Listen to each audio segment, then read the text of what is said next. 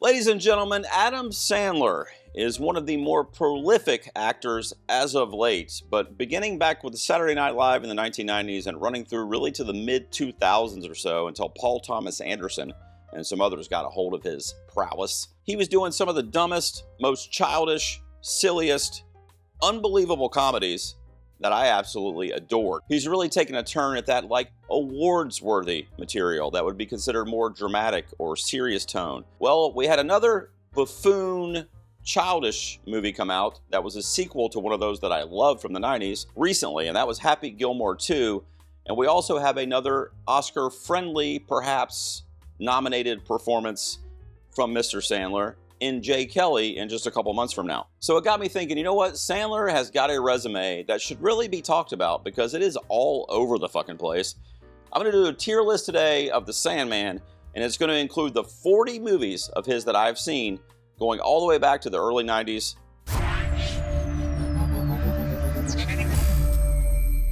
Here we go, bring it in here, Adam Sandler tier list. I'm going to keep it pretty basic on the tiers. What you're looking at there, top tier, the S tier. There'll be a few up there. I love The Sandman. Loved, obviously, 9 out of 10 or 10 out of 10. Liked is a really good movie that I would definitely recommend you watching, probably in the 7 out of 8 range out of 10. Sure, I guess, is like middle of the road. So a lot of stuff, especially with Sandler, I might have to resize my presentation here, might fall in that kind of like it's good, but you have to be really stupid and juvenile and it has to be your thing. No Thanks is like, I didn't absolutely hate it. Like it has a couple redeeming qualities or scenes or memorable jokes or performances or whatever, but overall it's like, I don't really ever care to rewatch it. And then Make It Stop is the bottom tier, which is anything that would be like less than a 4 out of 10, which is like a movie that I hope I never ever see again. And honestly, I'm probably gonna be pissed that I'm even having to discuss it. We're gonna get started and I'm gonna be quick because 40 Adam Sandler films we're gonna be ranking today. Let's get started. And as always, I wanna know what you think. Make sure you comment down below. Let me know what you think of Adam Sandler's movies. Is this tier list? What's your S tier Adam Sandler movies? I think tiermaker.com, which by the way, you can follow me over there. I think it does it in alphabetical order. So first up will be 51st Dates. I really like this thing. This is Drew Barrymore and Adam Sandler who have worked together on multiple projects, usually in the romantic comedy space. They have great chemistry. This was a unique like rom-com version, slapsticky of Groundhog Day, and it was great. It's also one of my favorite like more charming Drew Barrymore roles too. Airheads. Again, this is my ranking. I really like this one too. This is really stupid. Adam Sandler, Steve Buscemi, Brendan Fraser, 90s, pure 90s. I mean, that's all I can say. And they're in a rock band. They want to be famous, doing like a GNR kind of style music. I mean, you know, it's for me. It's definitely for me. Anger Management. I'm going to put on Sure I Guess. I haven't seen this one in a long time. I'm putting on the Sure I Guess tier though, because I would be willing to rewatch this one. You know, Jack Nicholson, Adam Sandler, I just expected to like it more, but as you can see, it's in the middle tier. Bedtime Stories. Adam Sandler had this era where he was doing these kind of like kid-friendly, family-friendly films, which arguably most of his stuff is anyway, depending on the level of R-rated like language and shit like that. But there's not a ton of like, oh my God, I definitely don't want my kid to see that stuff in his movies anyway. But you'll see there's a few other ones that kind of fall in this category where it's like PG Sandler, because Sandler usually lives in that PG-13 space. But anyway, I thought Bedtime Stories was a unique way to kind of tell that narrative and to reach out to kids and to bring those kids into his kind of Sandler universe. I would rewatch it, but I'm not necessarily rushing to. Big Daddy is going to be the first one I'm going to throw up here on the S tier, the loved tier. If you haven't seen Big Daddy, I mean, I don't even have to give a lot of commentary about this. See it right away. It's fucking hilarious. It's definitely one of Sandler's best, especially in that like the Sandler crew doing dick jokes space. It's definitely one of the higher quality movies in that kind of niche. And it's Sandler at his best when he's doing that type of comedy. I absolutely love it. It's also heartfelt and touching. Great child performance from two twins that play the same kid, but two twin actors are kind of sharing the role. Man, good stuff, good stuff. Another one that has to go on the S tier, because we're talking about the Sandman, is Billy Madison. So SNL and kind of his like awkward comedy like launched him into stardom really in the 90s as part of that group with David Spade and Chris Farley, rest in peace, and Phil Hartman, just a who's who, Norm Macdonald. I mean, so many great fucking people in that era of like mid to late 90s on SNL. And Billy Madison was like the first like, okay, we're going to give you something outside of SNL. That's, you know, I think Lorne Michaels was a producer on this and kind of helped Sandler get started and cross over there to films. And, you know, they were doing a lot of stuff at the time that was like based on SNL skits, and that's not necessarily what Billy Madison is, but Billy Madison, the character that Sandler's playing, is definitely like what you would think he would be like on SNL. So I like that he kind of harnessed that really stupid juvenile caricature of how we usually saw him on Saturday Night Live and kind of turned it into this movie, even though it wasn't directly related to Saturday Night Live. Blended, another one with Drew Barrymore that I'm going to put on the no thanks tier. This bummed me out when I saw it. This is actually pretty recent too. I don't have the year. I think it was like 5 years ago. But they try to kind of like have that spark again.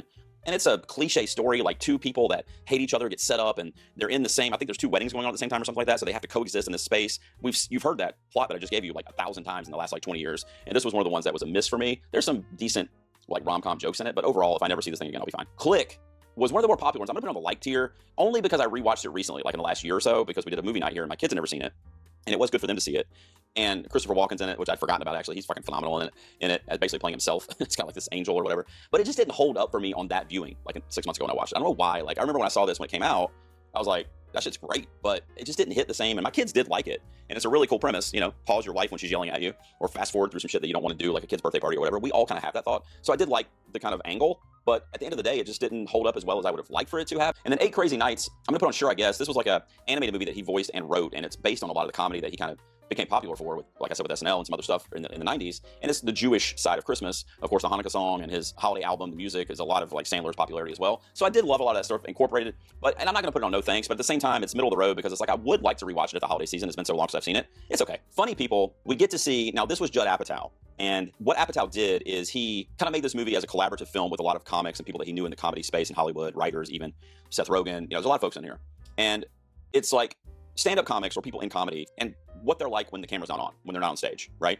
And so it's a very interesting premise. The problem is that, and Sandler was good in it. He has a very small role in the film, but he's good in it as one of, basically playing a version of himself in the film, as most people do in this movie. But the problem with the film is that Apatow had kind of made a name for himself at the time with 40-Year-Old Virgin and Knocked Up, kind of an elevated version of what Sandler had been doing already with some of the 90s dick humor. A little more elevated, though, where it had a little bit more of the stakes that we would expect. You know, like in Knocked Up, it's dealing with first-time pregnancy and unexpected pregnancy. And, you know, and here in Funny People, there's some storylines in the film with Sandler's character specifically, really, about dealing with, you know, terminal illnesses. And, like, in other words, stuff that you would not see in, you know, Billy Madison. I mean, they're not dealing with those, like, heavy themes. I think this is the first time we really see Sandler crossing over to do a little bit more dramatic kind of acting, which you'll see as we go along, at least in terms of years, how that starts to kind of show itself more frequently.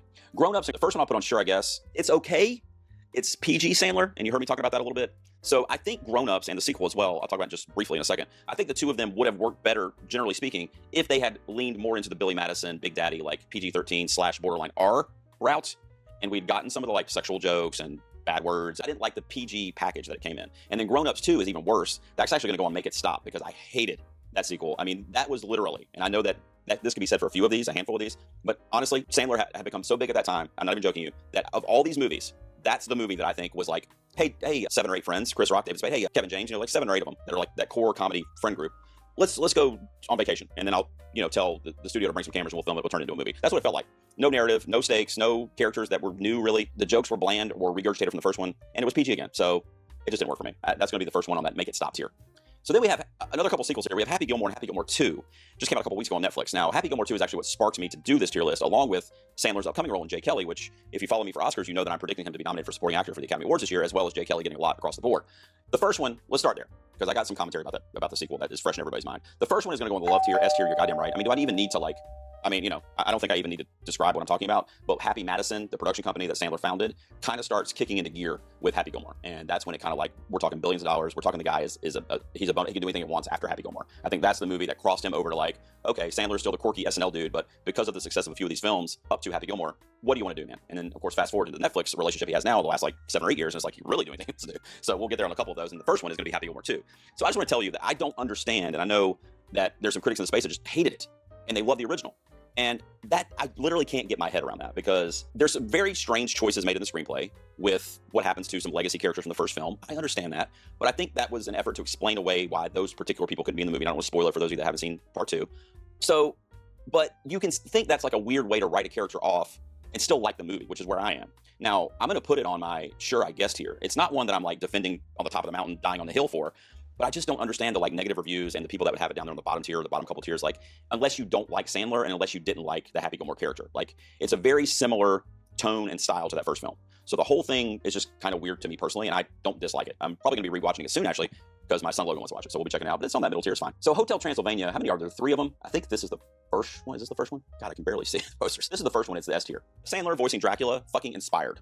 Absolutely brilliant. Kids love it. It spawns a franchise, as you're about to see here. I think there's 3 of them, unless I forgot to put a poster on here. So the first one, perfect. I'm a Halloween guy. I'm a horror guy. You guys know that. Anytime a project comes along, whether it's TV, movies, whatever, that I can share with my kids, young kids, during the Halloween season, you're automatically locking me in. Like, I'm at least like, okay, here we go. So that's really why it's special to me. My daughter was pretty young when this came out. She was like 12 or 13 maybe. I didn't even have my boys yet. When they came along, they watched the Hotel Transylvania film. Still, actually, to this day, Luke, my youngest, just recently watched it this past Halloween. So I just love that. You know, I love being able to share the family horror films or the movies that tie into the Halloween season. In this case, tie into the classic monsters, you know, Universal monsters. I love it. The problem is it goes in quality from like, so that's how it's going to go. Hotel Transylvania 2 is like, Sure I Guess. Hotel Transylvania 3, which is the one on the cruise ship, is no thanks. It's not like Make It Stop, because I would rewatch it, especially if I was watching it with my children. But the first one, if you love horror, if you love Halloween, you gotta watch it. It's family-friendly Halloween shit that gives great homage to a lot of horror callbacks that I think are really awesome, and the voice casting is phenomenal. Speaking of the Halloween season, I think it was a couple years ago, a Netflix original for the Halloween season was Hubie Halloween.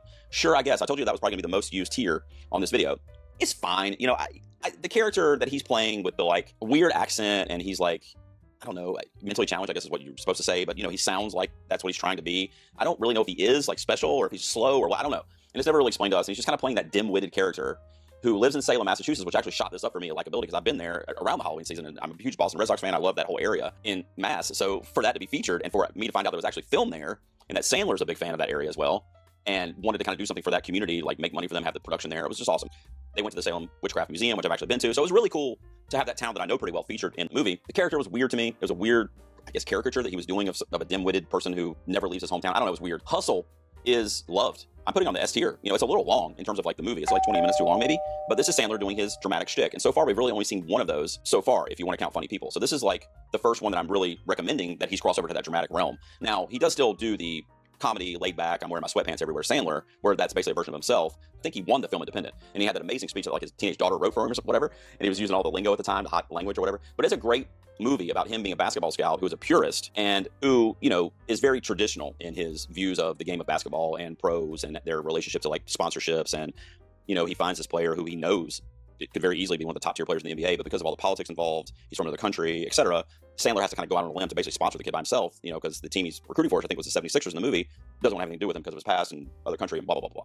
So it turns into a very human story for him as a person who has to weigh his job and his career versus his like morals and, you know, his beliefs. I now pronounce you Chuck and Larry with his buddy Kevin James is on the no thanks tier. This is one that was not horrible, but it's like aged brutally poorly because it's, I think this is like 2000, I'm guessing because I don't have it in front, I think it's like 05 or 06, but it's him and Kevin James essentially entering into a gay marriage when it was first becomes legal in an effort to get the benefits and tax breaks of being a married couple. And it's like after, I can't remember which one it is, but one of their wives dies, and so they're a widower, and they pretend like they're a gay couple. And the movie plays out with them acting like two gay dudes. We're, you know, trying to give that impression. So obviously a super problematic storyline. You know, it had its moments. I mean, there was some funny stuff in it, and obviously those two being real friends in real life, it was funny to see them kind of do some of that stuff. Well, you know, we got to get a couple on the Make It Stop tier at the bottom down here, and Jack and Jill's got to be one of them. I mean, I love Sandler. Obviously, I'm doing this tier list. He's the Sandman, but that movie was like, oh my God. And I think, was it Al Pacino that was in that, I think?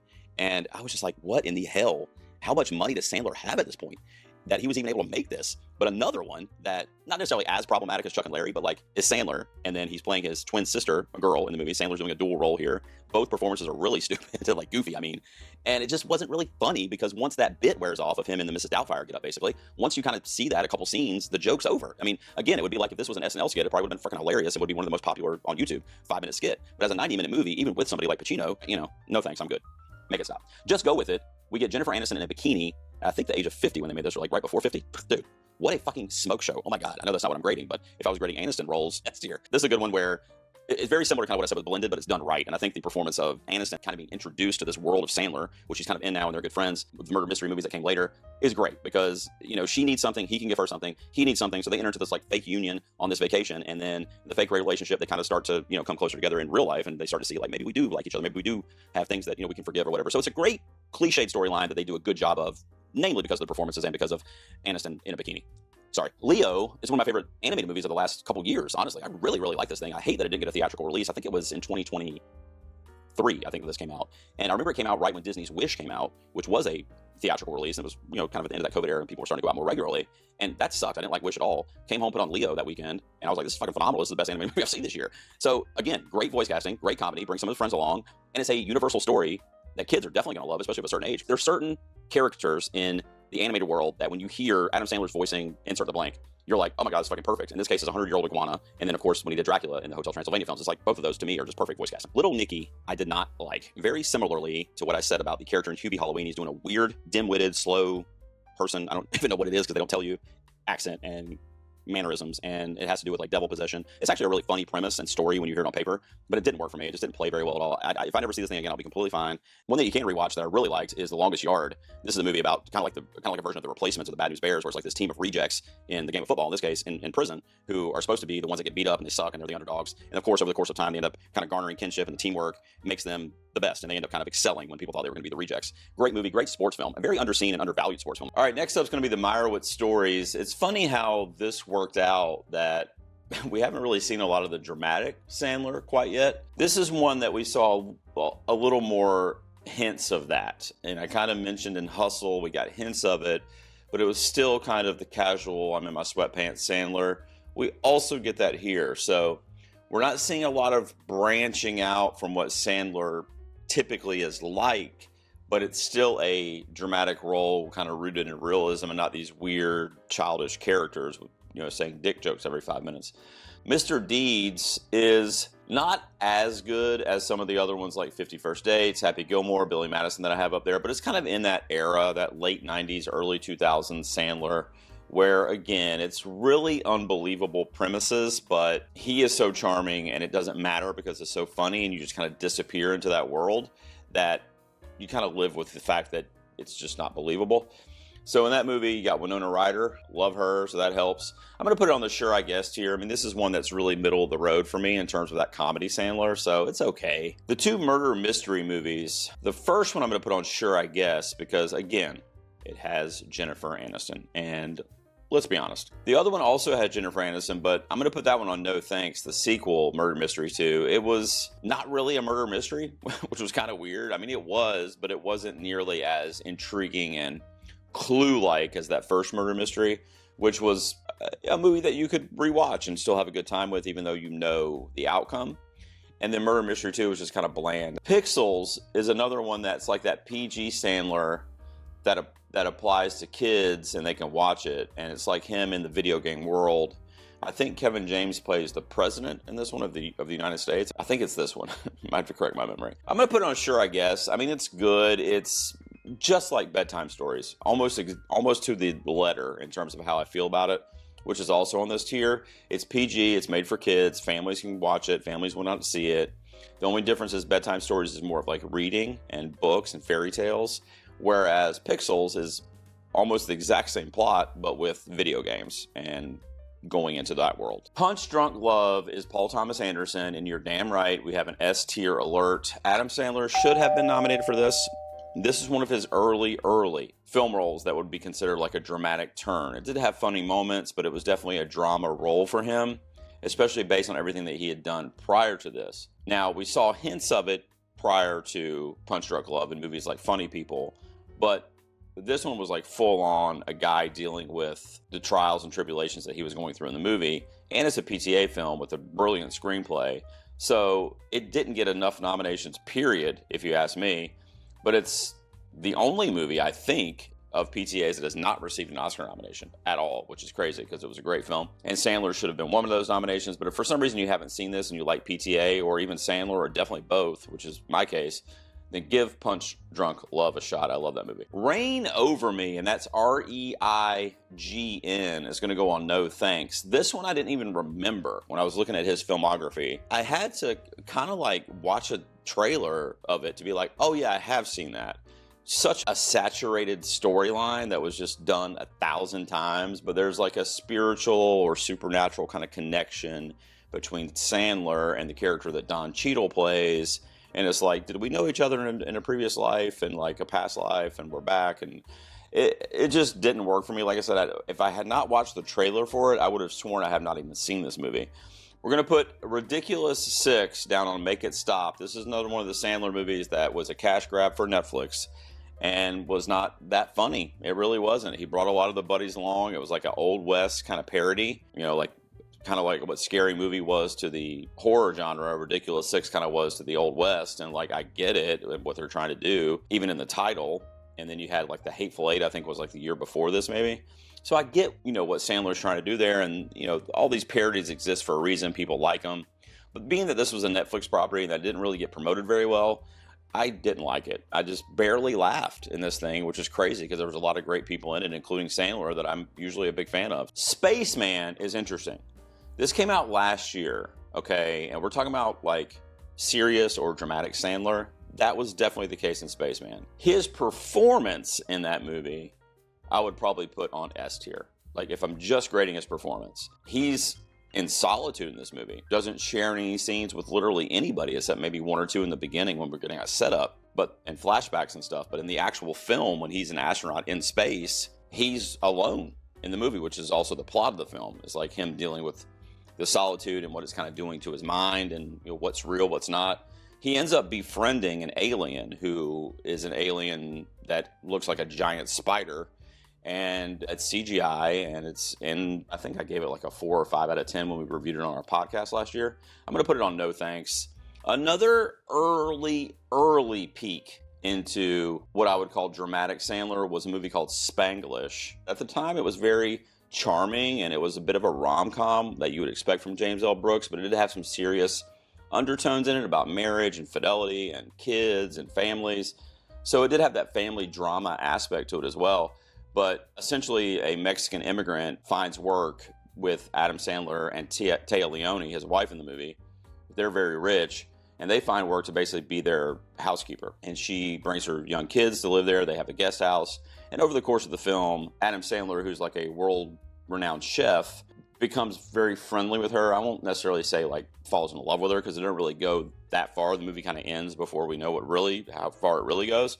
But they just kind of start garnering this friendship that I thought was really charming. So it's not the greatest movie in the world, but I did really like it. I haven't revisited it truthfully in probably 15 years. So if it holds up, I don't know. But I do have fond memories of the movie, and I remember it pretty vividly as being one of my favorites from that year. So Spanglish is going to go on the like tier. That's my boy. Yikes. Oh, let's get this over with. I'll put it on Make It Stop.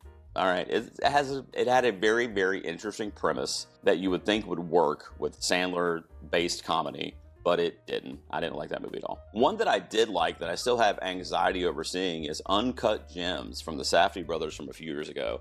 This is one that Sandler was really in the mix in terms of his Oscar notoriety and being a possible player that season. Uncut Gems got nothing from the Academy, which is freaking crazy. Not even like editing or score, any of that stuff, that it was easily among the best from that year. And so was Sandler's performance. It was a very gritty, on the New York streets style of filmmaking, and Sandler fit into that world perfectly as this kind of fast-talking, immoral guy who is basically addicted to gambling and will risk anything to get the victory, to get the win, to win the bet. And it's a tough watch in the sense that it's like a 2-hour anxiety attack, because if you connect to his character, which obviously you have, you're along for the ride, man. And it is a tough one, because you don't want him to continually make these mistakes. And then we got a good run here, because you have Uncut Gems. I'm also going to put Waterboy up here, S tier alert. I mean, yeah, we've already mentioned it a couple times with movies like Hubie Halloween and Little Nicky, Jack and Jill even, where Sandler's doing this like buffoon, dumb guy that's like a little slow, Again, they never really explain what that is, which is probably a good thing, honestly. But in Waterboy, we get that. But that was the best version of that kind of parody or caricature of that type of person. So that's why all those other ones are definitely below it. The Waterboy was like, you're good. Like, it was like coming off the Forrest Gump success. It was like 4 or 5 years later. So it's basically like, what if Forrest Gump was like a Sandler comedy? Didn't have any like historical tie-ins and no like drama really. And it was great. It was centered around college football. Sandler got to do his thing, and it felt like an SNL skit that they stretched out to a movie, but it worked. It had a lot of the great supporting characters that we're used to in his films. And then I'm also going to put The Wedding Singer on the love tier. We got a lot of S tier Sandler. I didn't really know if there was going to be that many up there. I'll reorder them here in a second, but The Wedding Singer is also going to go up there. That one is also that like stupid humor, but it is a little more believable. It brings it a little closer to reality, where it at least is something that you could see happening. This guy who is a wedding singer, his fiance leaves him at the altar. He's brokenhearted, so he keeps doing his wedding singing business, but it creates a comedic element because he's miserable. And he's at these weddings seeing all these people in love. And one of my favorite memories from this movie is him, screaming up on the stage, "Somebody kill me, please," at a wedding, And it's obviously for comedic effect, but also kind of think if you saw that at a wedding, it would be kind of funny. And then I love the 1980s aesthetic. This takes place in the 80s, and all that stuff stripped away is right when the CD player was being introduced to the world, and that's in this movie. There's Miami Vice tie-ins in it. Drew Barrymore's dickhead fiance, I can't remember his name for some reason, drives a DeLorean in it from Back to the Future. And this is my favorite Sandler Barrymore combo too. Just so cute and charming in this movie, both of them. And the chemistry was off the charts, much better than the other ones I mentioned, even 50 First Dates, which was great, but Barrymore in that one is not nearly as personable because she's kind of playing the same scene kind of over and over again because it's a Groundhog Day type setup. But in The Wedding Singer, Loved it. I was in love with her. I loved the movie. I loved the 80s. The soundtrack, really, really good. Definitely one of my favorite Sandler movies. And then last but not least is one that came out last year starring his daughters. He's also in it, obviously. I'm going to put it on the liked tier. I really liked it. It's called You Are So Not Invited to My Bar Mitzvah. And again, one of his daughters is becoming of age and she's having a bar mitzvah and he is throwing that party for her. He's wealthy. And it's a really touching coming of age story, especially being told through the Jewish POV, which we don't get a ton of. I'm not Jewish, but I just know that there's not a lot of those. So it was cool to see that culture and kind of learn some of those practices that I didn't really know. And his daughters have popped up in multiple projects of Sandler's, but this is definitely the first one where they're like front and center and they're like the stars of the movie. And he's more of a supporting character, obviously producer and shit too. But, you know, nepotism is what it is, whatever. I mean, you know, if they're great actors or actresses, you know, sure, your dad may have gotten you the job, but you still have to perform and you have to do well. People have to pay to see the movie. They can't, you know, trash your performance over and over and over again. You're not going to have a career. So I think they both will actually be really good teen actresses. And I could see them doing a lot more stuff outside of the like Happy Madison world. But I really dug it. It's a great, sweet coming of age story. All right, so as usual, let's reorder these suckers up here. So let's see, we got 1, 2, 3, 4, 5, 6, 7, 8, 9. I almost had 10. But I got 9 of the ones I've seen, which is 40 movies represented on here. And of course, Jay Kelly is not out yet. So depending on when you're watching this video, this is being recorded a few months before that movie comes out. Now, there are different genres. So what I'm going to do is I'm going to order them by not necessarily like the quality of like the filmmaking, but I'm going to order them like which ones I would rewatch if I was doing a marathon. And I would want to start with the one I would want to rewatch first, all the way down to number 9. I love all of them, but let's see how I would do if that's the rules of the reordering. So I think I'm going to have a good time to start. So I'm probably going to go to the one that probably started it all first. I'm probably going to do Billy Madison at first, and then I will move The Wedding Singer, then Happy Gilmore, get a little more slapsticky, then Big Daddy. You see what I'm doing here? I'm doing dumb buffoonery, a little bit of buffoonery but heart, dumb buffoonery, a little bit of buffoonery but heart. You see how I'm doing that? Back and forth, back and forth. And then I'll put, then we got a bunch of serious ones here, so I got to break these up a little bit. So let's do Punch Drunk Love after Big Daddy. Then I will leave, actually I'll put Hustle next. Yeah, and then I'll put Waterboy here, then Uncut Gems, then I'll finish with Hotel Transylvania. What can I say? That's your 9 movies for a Adam Sandler marathon if you want to do that leading up to Jay Kelly. That's the Sandler tier list. Well, that was it, guys. That's the way I would rank the Sandman and his filmography. 40 movies. There's about 7 or 8 that I have not seen or that I don't remember seeing that I didn't include on here. So if one of your favorites is missing, I probably haven't seen it. But let me know down below in the comments, which one of your favorite Sandler films would you have put on the S tier that I did not, or maybe one of my S tiers that you hated? Let me know that down below as well. And please don't forget to subscribe if you love movies and award season, because I'm trying to get to 5,000 by the end of the year. And I think I can do it because I won't stop asking you guys about it. We'll see you out here next time in the garage.